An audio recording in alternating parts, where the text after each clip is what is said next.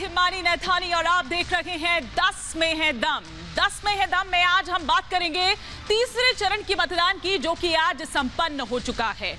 तमाम जो उम्मीदवार हैं 627, उनकी किस्मत ईवीएम में कैद हो चुकी है। लेकिन दिन भर क्या कुछ रहा माहौल, और साथ ही साथ बात अगर करें उन मतदाताओं की, वो किस सोच के साथ और किस आधार पर पहुंचे थे वोट करने के लिए, वो हम आपको बताएंगे। लेकिन इस वक्त की एक बड़ी खबर हो रही है और साथ ही साथ 10 में है दम के सफर को साथ में आगे बढ़ाएंगे मेरे सहयोगी विवेक शांडिल्य, जो कि ग्राउंड जीरो पर इस वक्त मौजूद हैं। लेकिन क्या बड़ी खबर इस वक्त विवेक आपके पास आ रही है?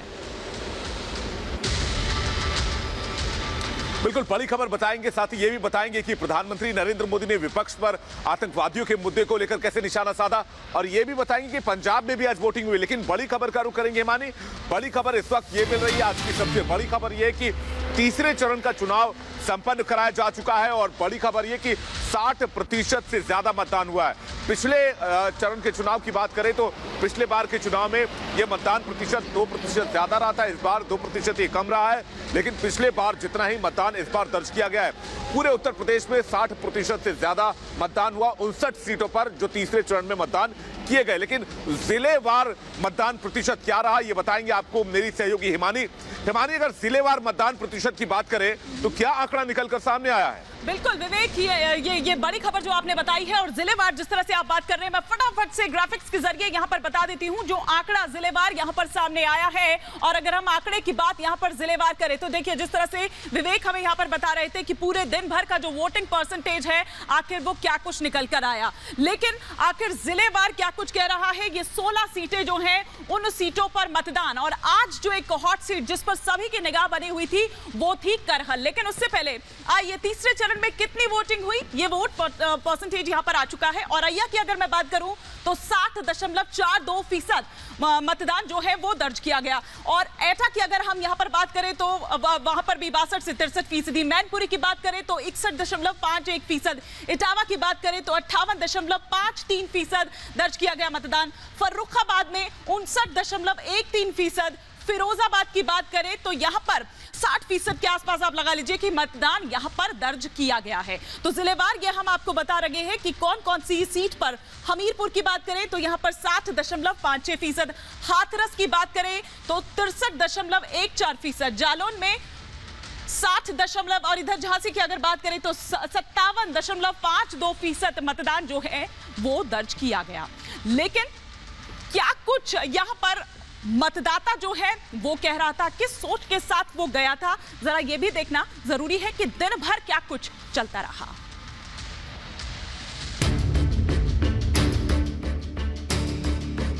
भाई ये हमारे साथ हाथरस में बहुत से लोग मौजूद हैं।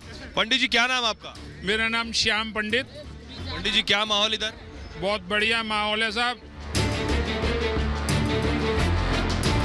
सैफई में हूं, जहां पर अब से कुछ समय पहले मुलायम सिंह यादव, अखिलेश यादव, डिंपल ने सबने अपना वोट कास्ट किया है।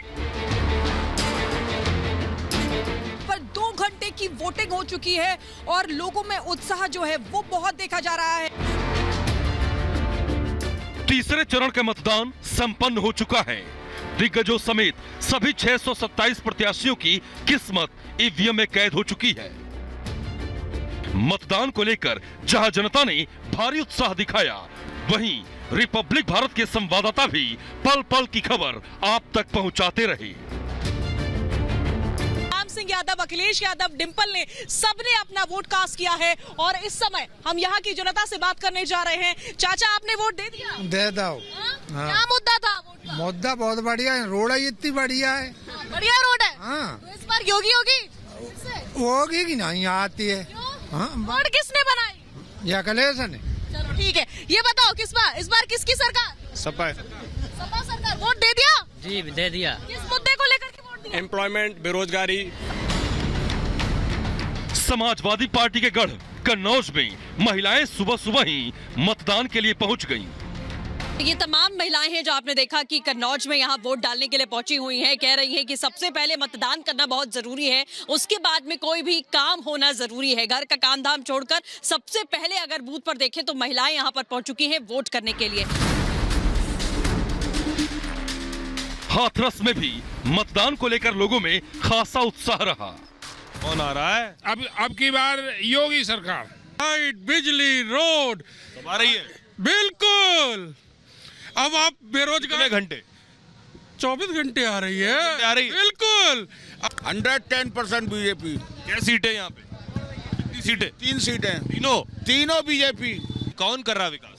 योगी सरकार कर रही है और मोदी सरकार कर रही है। योगी जी कर रहे हैं? बिल्कुल कर रहे हैं। ये जो महंगाई कह रहे हैं लोग, अरे ऐसा कुछ नहीं है। क्या सोचकर वोट देने जाती है? महिलाओं की सुरक्षा के ऊपर योगी सुरक्षा पहली चीज, घर से निकले तो सुरक्षा। हाँ जी, काफी सुरक्षित महसूस करते हैं हम। योगी जी ने काफी अच्छा काम किया है हमारे महिलाओं की सुरक्षा के ऊपर। महिलाओं में क्रेज योगी जी का है कि अखिलेश का? योगी जी का। क्यों? क्योंकि उन्होंने हमारी सुरक्षा के लिए बहुत कुछ किया है। गुंडागर्दी बंद होती जा रही है यूपी में, और लॉ एंड ऑर्डर है यूपी में, इन्वेस्टमेंट आ रहा है यूपी में, और क्या चाहिए? यूपी का नाम अब बाहर जाओगे तो बदनाम है यूपी, और धीमे धीमे उसकी इमेज सुधर रही है। रानी लक्ष्मीबाई के गढ़ झांसी में पहली बार मतदान करने आए युवा जोश से लवरेज थे। सर, मैंने देश के डेवलपमेंट को देख करके ही वोट डाला है, जिसमें हमारे कंट्री का ओवरऑल डेवलपमेंट हो। किसी एक पर्टिकुलर फील्ड को देख करके नहीं डाला है। मैडम, पहले आप अपना वो निशान दिखा दीजिए, क्योंकि आपके लिए बहुत मायने रखता है ये निशान। आपने शुरुआत कर दी है, इसके बाद भी उम्मीद है कि आप शायद मुद्दों को लेकर ही वोट करेंगे। औद्योगिक नगरी कानपुर में भी वोटिंग को लेकर सुबह से ही लंबी लंबी कतारें देखी गई। यहाँ पर भी हम मौजूद है, महाराजपुर सीट जो बहुत ही हॉट सीट है, और देखिए यहाँ पर तमाम लोग भी मौजूद हैं। उनसे पूछते हैं कि किन मुद्दों पर यहाँ पर वोट डालने आए हैं, क्योंकि महाराजपुर सीट जो है बीजेपी के लिए बहुत महत्वपूर्ण है। इसलिए देखिए एक बार फिर से सतीश महाना पर विश्वास जताया है। सर, आप वोट कास्ट करने आए हैं? हाँ जी। किन मुद्दों पर वोट डालें? विकास पे।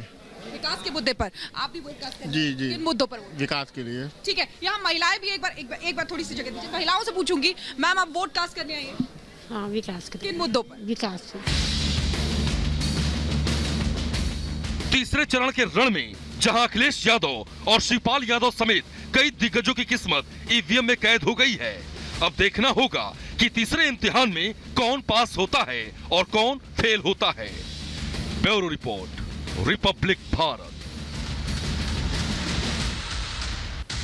तो उत्तर प्रदेश में तीसरे चरण का मतदान आज संपन्न हो चुका है, लेकिन इस बीच काफी उत्साहित कर देने वाली तस्वीरें भी सामने आई और विवेक बढ़ चढ़कर जो मतदाता हैं उन्होंने लोकतंत्र के इस पर्व में हिस्सा लिया।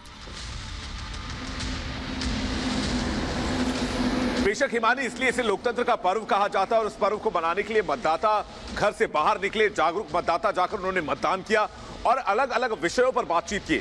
यही नहीं, बहुत जगह हमने देखा कि लाचारी और मजबूरी को दरकिनार करते हुए मतदाता मतदान करने के जरूर पहुंचे, क्योंकि उनको पता है कि यही मतदान देश को विकास के रास्ते पर ले जाएगा।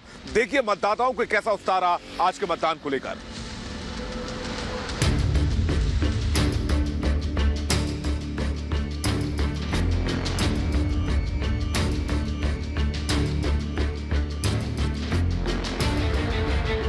यूपी में तीसरे चरण के मतदान में बहुत ही उत्साहित करने वाली तस्वीरें देखने को मिली। वोट करना आना चाहिए यार को, ये हमारा अधिकार है कि मतदान करें। नहीं, लेकिन आप कुछ मुद्दे तो होंगे, विकास का मुद्दा होगा, सड़कें नली का है, सब भाजपा तो बहुत काम करवाया है ना इन लोगों ने, डबल इंजन वाली सरकार ने। कितने काम हो रहे हैं, कितना परिवर्तन हो गया एकदम देश में और प्रदेश में।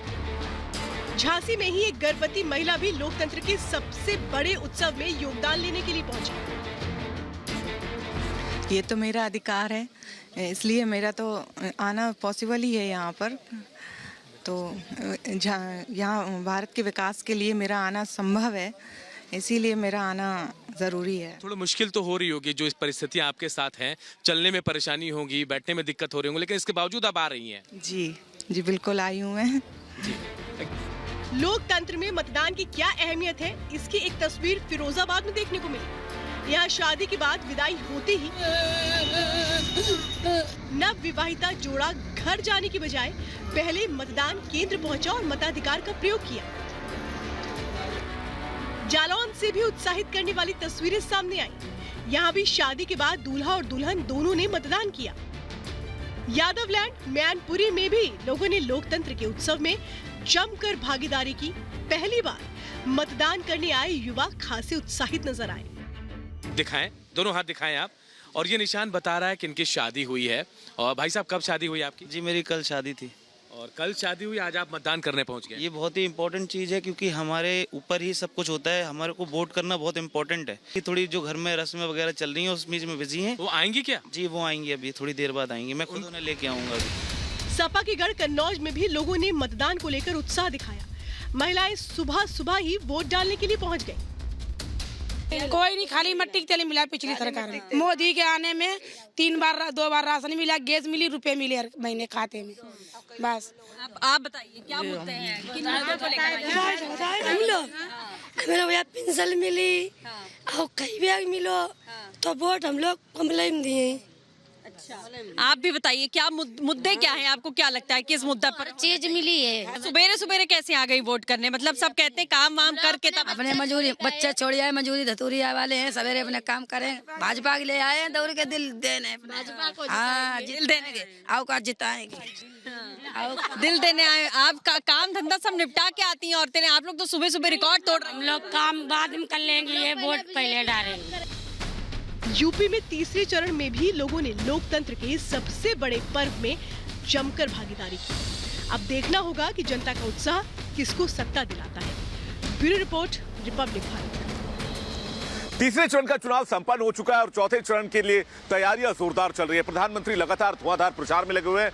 उत्तर प्रदेश के हरदोई और उन्नाव में, असोही में आज प्रधानमंत्री ने रैली की और विपक्ष को निशाने पर लिया। हिमानी, बिल्कुल विवेक, लेकिन यहाँ पर आप देखिए कि नाम किसी का नहीं लिया, लेकिन बावजूद इसके किसकी तरफ ये इशारा कर रहे थे और किसके लिए ये दरअसल कहा जा रहा था, ये साफ तौर पर समझा जा सकता था। प्रधानमंत्री ने ये कहा कि जो ब्लास्ट के लिए जो बम लाए गए थे, जो विस्फोटक लाए गए थे, वो भी साइकिल पर ही रखे गए थे। और ऐसी ही तमाम ऐसी जो इशारों में साफ तौर पर कहा कि भैया किस तरीके से, और जब मैंने अपनी माताओं और बहनों के आंसू देखे तभी मैंने ये सोच लिया था कि मैं आतंकियों को पाताल से भी खोज लाऊंगा। ये रिपोर्ट देखिए।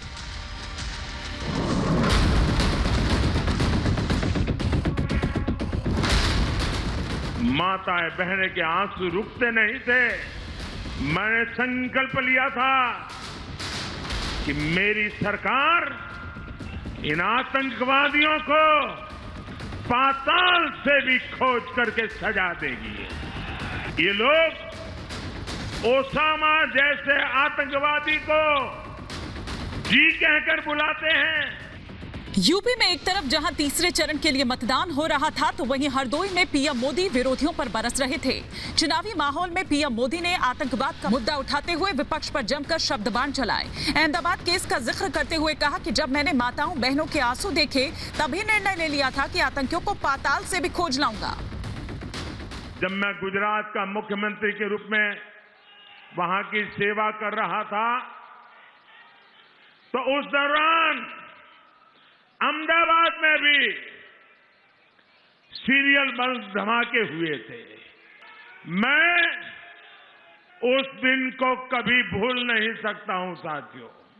माताएं बहनें के आंसू रुकते नहीं थे। मैंने संकल्प लिया था कि मेरी सरकार इन आतंकवादियों को पाताल से भी खोज करके सजा देगी। पीएम मोदी ने किसी का नाम नहीं लिया, लेकिन उनके इशारे से ये साफ था कि वो किस पर अपने तीर चला रखे हैं। पीएम ने कहा कि कुछ दल आतंकियों पर मेहरबानी दिखाते हैं। अहमदाबाद बम धमाके के दोषियों को सजा मिली है। अनेक आतंकवादियों को फांसी की सजा मिली है दोस्तों, क्योंकि कुछ राजनीतिक दल ऐसे ही आतंकवादियों के प्रति मेहरबान रहे हैं। ये राजनीतिक दल वोट बैंक के स्वार्थ में आतंकवाद को लेकर नरमी बरतते रहे हैं। पीएम मोदी का विरोधियों पर प्रहार जारी रहा। पीएम ने कहा कि कुछ लोग आतंकियों को भी जी कह के बुलाते हैं, उनके मारे जाने पर आंसू बहाते हैं। ये लोग ओसामा जैसे आतंकवादी को जी कहकर बुलाते हैं। ये लोग बाटला हाउस एनकाउंटर में आतंकवादियों के सफाए पर आंसू बहाते हैं। ये लोग किसी दिन भारतीय सेना का अपमान करते हैं, किसी दिन पुलिस को बेइज्जत करते हैं। पीएम ने कहा कि 2008 के अहमदाबाद ब्लास्ट में सभी बम साइकिल पर ही रखे गए थे। यहां समाजवादी पार्टी का जो चुनाव सिंबल है ना, उनका चुनाव का निशान है ना, तो शुरू में जो बम धमाके हुए वो सारे के सारे बम धमाके उन्होंने बम साइकिल पर रखे हुए थे।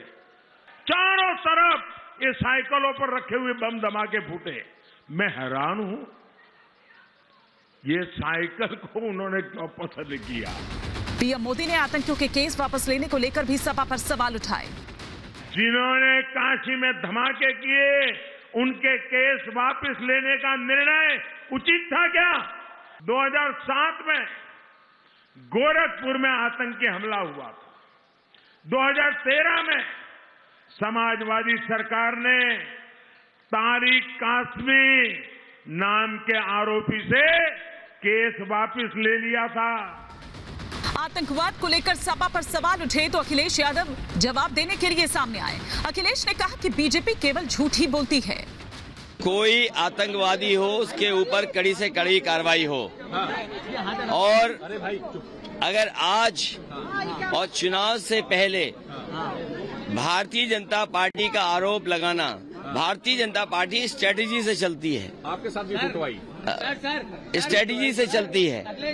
उन्हें पता है। मुझे ये बताइए, समाजवादी पार्टी जो आरोप लगाने वाले हैं वो झूठे हैं कि नहीं हैं? अहमदाबाद ब्लास्ट केस पर फैसला आने के बाद जिस तरह से पीएम मोदी और सीएम योगी सपा पर हमला बोल रहे हैं, उससे ये साफ हो गया है कि बीजेपी चुनावों के मौसम में आतंकवाद को बड़ा मुद्दा बनाने में जुट गई है। बीजेपी इसीलिए अयोध्या और काशी पर हमले के आतंकियों के केस वापस लेने का भी बार बार जिक्र कर रही है। Bureau report, Republic Bharat. और 10 में है दम के सफर में फिलहाल इतना ही। रुकेंगे एक ब्रेक के लिए।